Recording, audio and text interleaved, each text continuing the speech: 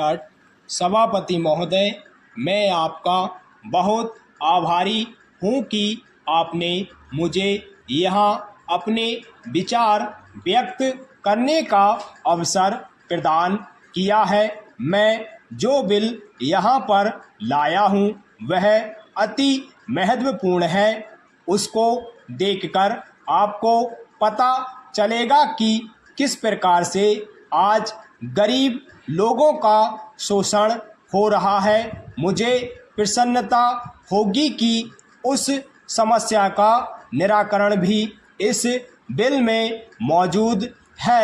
मैं आपको एक बात और बताना चाहता हूँ कि अभी जो पीने के पानी के लिए जो नल कनेक्शन दिए गए हैं उसमें भी गरीबों के साथ न्याय नहीं किया गया है।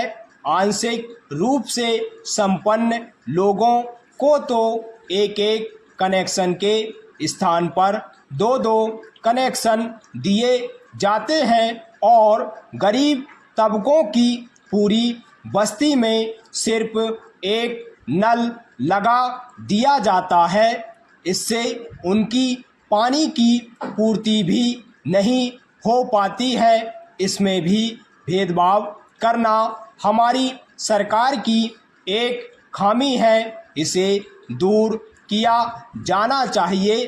पैरा हमें चर्चा करना है कि अभी कुछ दिन पहले देश में गेहूं का जो प्रश्न खड़ा हुआ था उस पर भी हमें अधिक ध्यान देना चाहिए और गेहूं को जहां तक हो सके सस्ते दामों पर मुहैया कराना चाहिए, जिससे गरीबों मजदूरों को कुछ राहत मिल सके।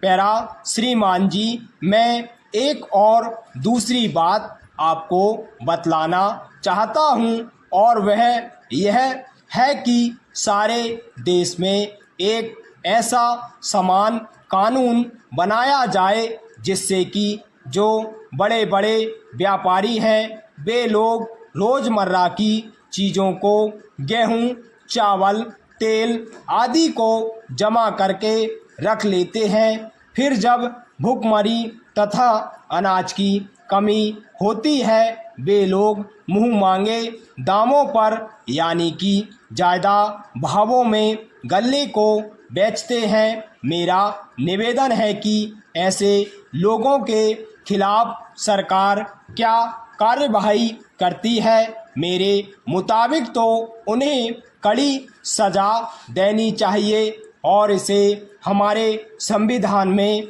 शामिल किया जाना चाहिए। यदि आपको ऐसा करना है तो सबसे पहले हमें अपने भीतर झांककर हृदय पवित्र करना होगा और हम सब लोगों को मिलजुल कर यह कार्य करना होगा। हम सबको इस बात के लिए तैयार होना चाहिए कि हमें इस बात को पूरे समाज को बताना है और उनके दिलों में यह बात घर कराना है कि जब हम सब मिलकर कुछ करेंगे तब ही समाज का भला होगा। इससे हमारे देश के गरीब लोगों का जीवन स्तर उठेगा और देश भी आगे उन्नति करेगा।